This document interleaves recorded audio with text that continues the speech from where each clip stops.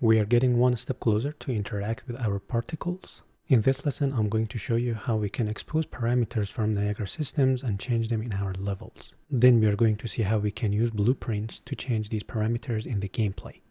Okay, in the previous lesson, we learned how we can create our own custom parameters and use them anywhere in our emitters.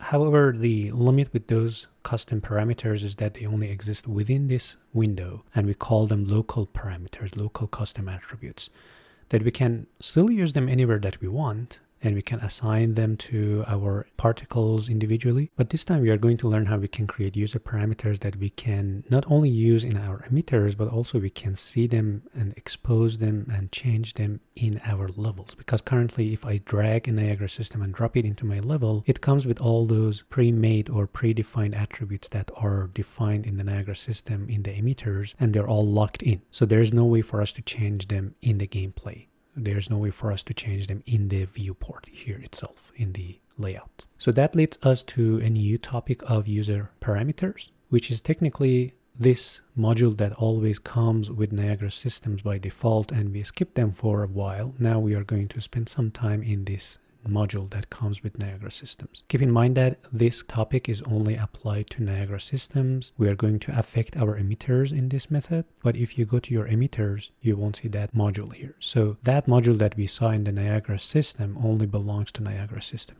and we're going to see how we can use them today. So I'm going to first show you the result of what I've created so far, and we're going to see how we can create them ourselves. And since we are going to the gameplay a lot, I'm going to reposition my player start. So in this current setup, I'm in the gameplay, and if I want to change the spawn rate, I can easily use some keyboard shortcuts, and you can see that it's changing the number of particles that are being spawned. I've even assigned this emitter to some other keyboard shortcuts, so now I can animate them using a keystroke. And also, to have some fun, I've built this other setup here as well, so when I press a button on my keyboard, some other particles are going to be spawned in random places. So we're going to see how we can do that. I'm going to turn off this ending result, and I'm going to start from scratch. So let's see what we have here. I'm going to play this emitter. It's a very simple emitter. Some gravity and drag and other type of forces, and nothing fancy as I mentioned. Currently, we are having a fixed spawn rate here, so there's no way for us to be able to change that. If I go back to my layout, you can see that when I drag my Niagara system in the scene, you can see that it comes with those default parameters that usually all the nodes in any 3D application come with, the transformations and some other attributes that we are not using in these lessons.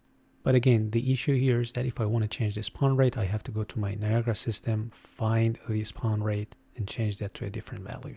And I can see that here. The problem here is that these attributes, these parameters that we see here, again, they are all local. They only exist here. We can only change them. We can only see them in the Niagara system. We can't see them here. So in order to be able to expose this, or in order to be able to change these parameters outside this Niagara system, we need to create some user parameters. And this is where we can create our own custom user parameters. We can create float parameters, integer parameters, booleans, vectors, any type of parameter that we can have, we can create them here. So let's say we want to control the spawn rate in the level. So of course, the spawn rate is a float value. So if I want to control that, I need to create a custom user parameter with the type of float. So then I can connect that to my spawn rate, and then anything that I create here will be showing here. So let's create our first user parameter. So I'm going to create a float parameter here. So now that I've created my custom user parameter, I need to give it some name as well so I can easily recognize it. So since I want to use that to control my spawn rate, I'm going to name this spawn rate. So I can click on this, or I can right click and rename or hit F2 on it. And I'm going to name it my spawn rate. This number that you see here is a default value. You can define a default value for any parameter. So I'm going to start with the number 50. If I go back to my spawn rate, we can access this user parameter on any module, as long as their data type are similar. So spawn rate is a float. I can click on this button, and rather than typing range or curve or anything, I can type in the name of my attribute. I can easily find that. It's the user parameter here, and it's called my spawn rate. Perfect. First of all, since by default I gave it a value of 50, it's going to give me 50 particles per second or per frame. I need to compile and save this time because I've created a user parameter, and if I go back to my scene, you're going to notice that I'm spawning 50 particles per frame. I'm currently having two Niagara systems. I'm going to remove the old one. Okay, and now you can see we are spawning only 50 particles per frame just because my default value for the spawn rate is set to 50. But what's the point of creating this user parameter? Let's go back to our level and let's bring this Niagara system closer to us. I'm going to reset its values. The good thing with these user parameters is that now if I select my Niagara system, you're going to notice that on top of all those default parameters, now I'm having a new added parameter here, the override parameters. That is exactly the one that I've created in the Niagara system. This is the user parameter that I've created, the same name, same default value. It means that this user parameter is exposed outside and I can access that very easily. So if I want, I can change this value to 500. You can see that I'm changing the spawn rate very easily without even getting into my Niagara system. Let's do a similar thing for the position of the emitter. So in the sphere location, I have an offset here. I can turn it on, and this offset, as we learned before, allows me to move the emitter anywhere that I want in the scene. We know that this is a vector, so if I want to control that, I need to create a user parameter of type of vector so I can connect it to that, and then I can access that here. All right, so let's go back here. I'm going to create a new user parameter. This time the type will be a vector. I'm going to name that my emitter origin, and I'm going to connect it to my sphere location. So I can find that variable here, my emitter origin. And by the way, you can notice that the other parameter that I've created won't show up here just because the type is different. Here I need to give it a vector. So the parameter that I've created has to be a vector, otherwise it won't show up there. So let's go back to the sphere location. Again, I can type that name here and click on it, or simply I can use this menu here, these parameters window here, and drag and drop my parameters onto any parameter that I want to connect it to. So my emitter origin, offset, and it's doing the same thing. So let's go back. The emitter origin will show up here. This is my custom parameter, and now I can change this value to anything that I want. So let's offset it by 50. And now you can see my emitter is offsetted by 50 in the scene from the origin of my Niagara system. But the fun part actually begins now. Now that we have these attributes exposed, we can use some blueprints to control them interactively, to control them in the gameplay. This is the beauty of these user parameters. So let's get deeper into that. In this lesson, I'm going to put all my blueprints in the level. So in order to access the level blueprint, I'm going to go to blueprints, open level blueprint. So let's say we want to change the spawn rate to some other value when we start the gameplay. So we're gonna go to the blueprint here and on the event begin play, we are going to change the spawn rate to something different. So for that purpose, we need to create a new node that allows us to access the Niagara system parameters, Niagara system variables. So the name of the node is called set Niagara variables. It won't show up just because the context sensitive checkbox is on. It tries to limit our search results to some context sensitive nodes. I'm going to turn it off. I know that the name is set Niagara variable, and still I'm getting lots of results here. It's actually separated by the data type. We know that it's going to be a spawn rate, and we know the spawn rate that we have created is a type of float parameter, so I need to use set Niagara variable of type of float. This is very crucial when you're doing all of these connections. The data types should always match. So now since I'm in the level blueprint, I need to create a reference to my Niagara system. I'm going to grab my Niagara system, select it, and then in my level blueprint, I'm going to right click and create a reference to my selection. And you might notice that I turned on the context sensitive now because I want to make sure that it's showing me the options that are related to my selection. So context sensitive on, my Niagara system is selected, and here right click, create a reference to the Niagara system blueprints 2. This is the name of that item in my layout. So in the target, it's looking for a Niagara system. I'm going to connect my reference, the reference to my Niagara system to it. And it will create an extra node here. That's perfect. It's looking for the variable name that we want to change. So the name of that variable is called my spawn rate. It's case sensitive, and you should make sure that you're exactly typing the exact name there. Sometimes I actually go back to my Niagara system, go to the user parameters, and copy and paste these just to make sure that I'm not getting any typos.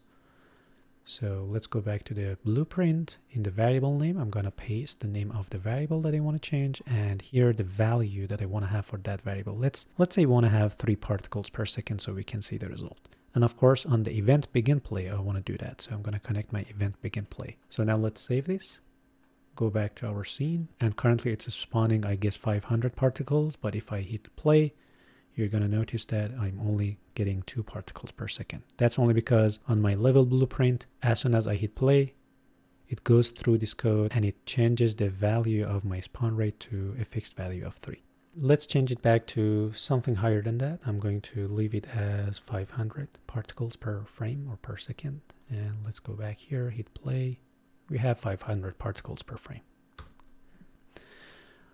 Let's get a little bit further with this. Let's have some more fun in the blueprint here now that we have access to all of these parameters here. So let's say I want to have an animation on the emitter position. So when I hit play, it actually goes up and down. I'm going to create another set Niagara variable. So this is a position attribute. So we need to create a vector 3. The name of the attribute is, let's go back here and be safe and copy this. Go back here, paste. And let's say I want to change it back to, just to test it and make sure that it's working, I want to change the Z value to 300 on the gameplay. And after setting the spawn rate, we are going to set the location to something new. So I'm going to connect the operations together.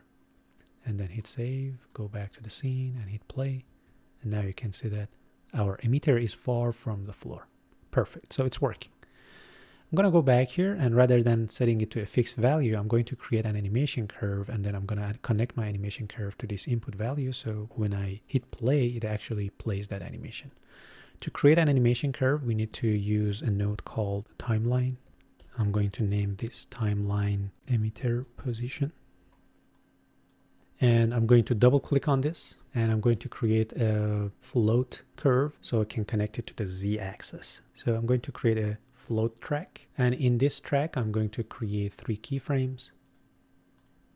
This is an animation curve, so in case you want to animate something, you can use these animation curves, these timelines, anywhere that you want.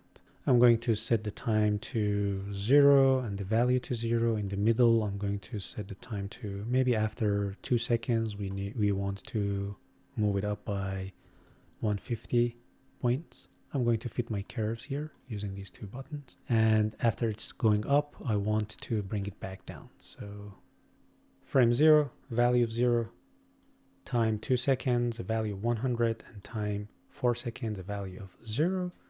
And I'm going to select all of these keyframes and convert them to an auto key by hitting 1. Auto, hitting 1.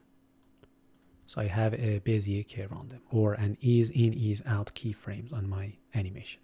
Also, this is the length of the timeline. If my action is happening over 4 seconds, I really don't need this extra 1 second here. So I'm going to go here and change the timeline length to a fixed value of 4. And also I can name this track position Z. So after creating the timeline, I'm going to go back to my event graph in my blueprint. And you can see that curve is showing up here, the position Z. This is exactly the name that I gave it here. And I need to get its value for my variable name, right? The problem here is that my emitter origin is of type of vector. I need to only connect it to the Z axis. So I need to split this input into its components, split structure pin. And then I'm going to connect my position Z to input value Z. So when we run this command, it's going to set the position X and Y to 0 and position Z to that animation curve. Let's connect the timeline to our setup. So after setting the spawn rate, we are going to run the timeline from the start, and we are going to run the set Niagara variable after that. Let's go back and save this. And I'm going to go to the gameplay. And you can see now, right after getting into the gameplay, it's going to animate the emitter up and down because of that timeline. But this time I'm going to change how it's going to be activated. So rather than connecting that to the event play, I'm going to use a keyboard input. So keyboard,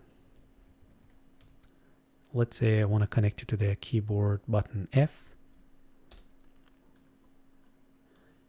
And I'm going to connect the pressed output to my play from start here. And I'm going to disconnect it from the event begin play. So I'm going to hold down Alt and click on this button. It's going to disconnect it from there. So let's see what we have here.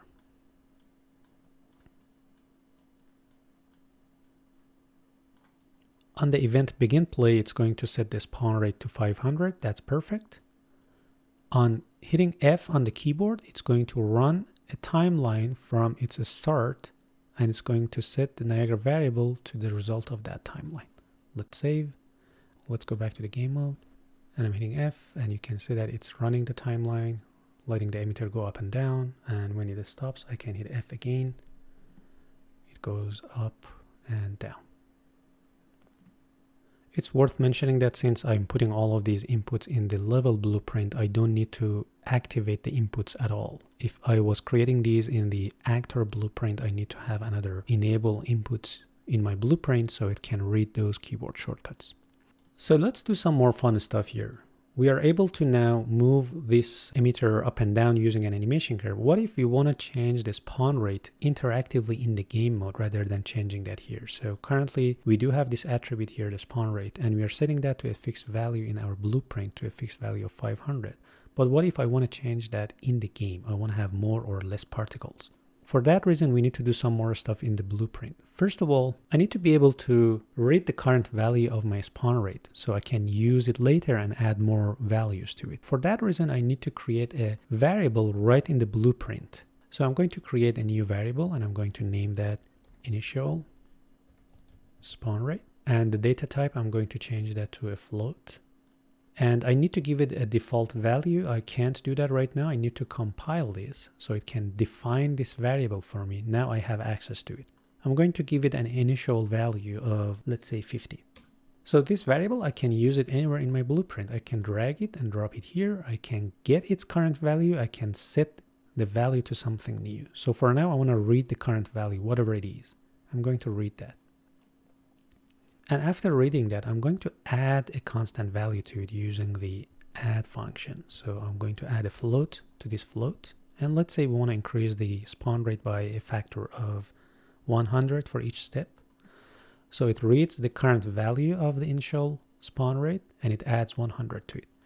Now we want to use the result of it to set our spawn rate to this new value. So this is the set Niagara variable. I'm going to copy it and paste it here.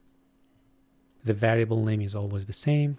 The input value, I'm going to connect the result of this addition to it. So, and just to make sure that this initial value that we defined here as a value of 50, we want to use the same thing here as well. So I'm going to read that current value and connect it to my initial spawn rate as well. So in the event begin play, when we hit play, it sets the spawn rate to this fixed value, to this initial value of 50. And as we go in the game and use other triggers, we are going to read that and add 100 to it and set it back to that value. So I'm going to use a new keyboard input. Let's say I'm going to use input G and I'm going to connect my input to the set variable to the new variable. Let's test it out. We have an error in our blueprint. Let's go back and see what's happening there. So the problem here is that it doesn't know which Niagara system we are trying to change its values. So we need to, similar to before, create a reference to our Niagara system. I'm going to copy and paste these. And I'm going to connect it to my target.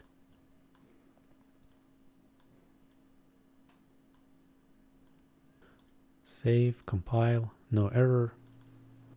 I'm in the game mode. The initial spawn rate is 50. And if I hit G, it's going to increase that to 150. The only issue here is that if I keep going and hit G, it doesn't add more particles to it. It only adds the initial value of 50 to 100 and it's going to stop there. So let's do some other modifications in my blueprint.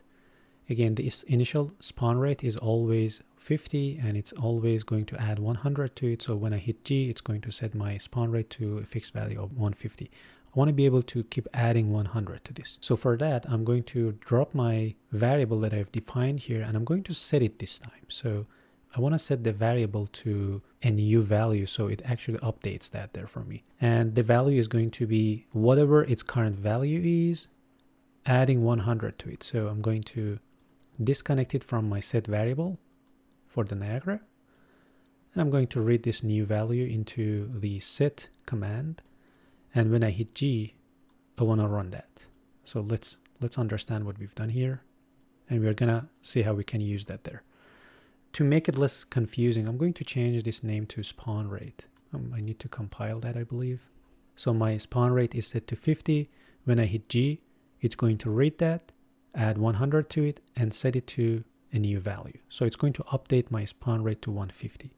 If I hit G again, it's going to read the value, which is going to be 150 now, and it's going to add 100 to it. So it becomes 250, 350, and such.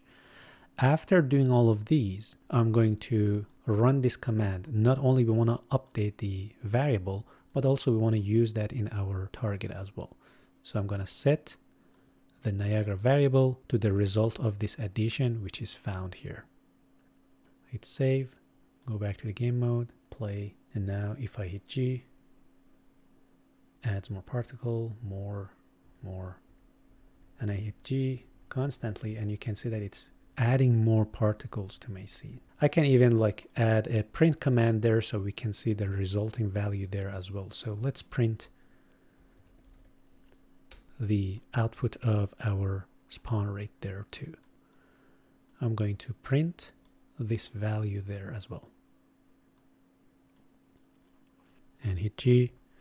On top, you're going to notice that the value is increasing as we go. Very well. Let's do the same thing for decreasing the values. So I'm going to assign a new key input. Keyboard, let's say G, or I'm sorry, H. We're going to do the same thing, except this time we are going to use a subtract node there. So subtract float from float. The current value, I can use this or I can just drag a new reference to it. That doesn't matter. So subtract the current value by 100. And we are going to use another set command, setting it to a new value of whatever it is. And I'm going to copy and paste these. I can even copy and paste this entire setup here. Copy, Control C, Control V. And we want to use this resulting value in the set Niagara variable command, and we want to run it after setting it. So like this, and we're going to see the result here as well. And we want to run this entire thing using the key H. I could even copy and paste this here and use that here in order to avoid having some crossover lines on top of each other. Save. Hit G. Increases the spawn rate. Hit H, decreases the spawn rate until we reach 0 value. So the next thing that I want to do here is to load some Niagara systems in my layout in the game mode. So far we were able to change parameters on the Niagara system. This time I want to load a Niagara system. So let's say we have this new Niagara system. I've created that already. It bursts some particles, and I've changed its looping behavior to once, so it only bursts the particles once. Let's drag it and drop it into the scene and see what it does. So you can see that it only bursts some particles and it stops doing that, so it's done. We need to be able to load that over and over as we wish. So for that, I'm going to use the blueprints again in the level blueprints. I'm going to assign that loading to a key button. However, before doing so, since I want to load this Niagara system in the scene, I don't need this Niagara system to be sitting in the layout. I'm going to load that using the blueprints.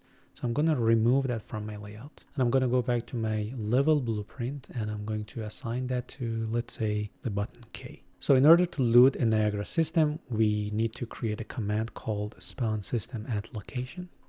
We need to spawn that after hitting K, and we need to specify which one of our Niagara systems we want to load at this location. So we need to click on this select asset and we need to find our Niagara system.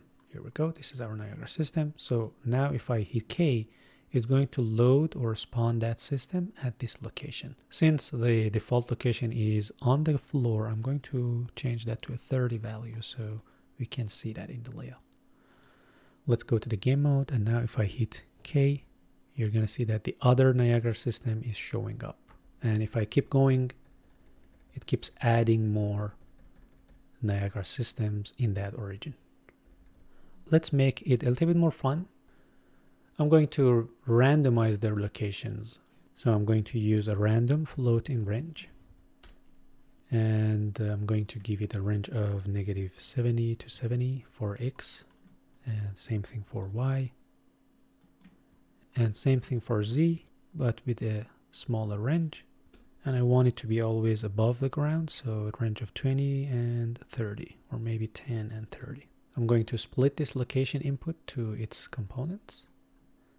And I'm going to connect each one of these random numbers to the location of my Niagara system. Let's save this and go to the game mode. And now if I hit K, it's going to spawn these particles in random places in my layout. I'm hitting K and it's keeping adding more Niagara systems in my scene. I'm going to do almost the same thing for the colors and give them some randomness. So I'm going to go back to my Niagara system. I'm going to add a scale color and I want to scale the colors by this input. So now I need to have a user input to be able to do that. I need to create a vector user parameter. And let's name that my color. And I'm going to use that in my scale color. All right, connection is made. Let's save this. And now we can access this in the blueprint. So this time I'm going to set Niagara variables of type of vector. So I need to create a new command here. Set Niagara variable. I'm going to turn off this. And the type is vector. It's a vector 3D. Its name is my color, and we are referring to the same Niagara system. So I'm going to copy these and paste them here. These are going to be my target. So I'm setting the my color attribute on my Niagara system to this new value, which is not what I want. I want to scale the colors by values between 0 to 1. So I'm going to copy these, paste them here, and the range is going to be 0 to 1 because it's a color for RGB values. And I'm going to split this input to its components, and I'm going to connect each one of these to that. Very well. And we need to make sure that we run them. So I'm going to, after setting their locations to run some random values, I'm going to change their colors to some random values as well. Let's save this. Let's go back to the gameplay, and I'm going to hit K.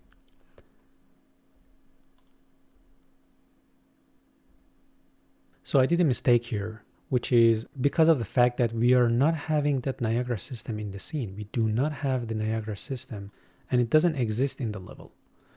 So here, when I'm referring to the Niagara system blueprints 2, it's not the one that I'm changing its values. So I need to remove that. So the target here is actually the Niagara system that I'm loading using this spawn system. So when I'm loading that Niagara system using this function, by specifying which Niagara system I want to load, I want to do all of these stuff. I want to do all of these change of color and everything on this new Niagara system. So I need to use this as my target. So I'm going to use this return value in my target. And now not only this key button is going to load that Niagara system, but also it's going to pass it along to the next function so it knows which one of those Niagara system it's supposed to change these values on. So let's try it one more time. Go back to the game mode and hit play.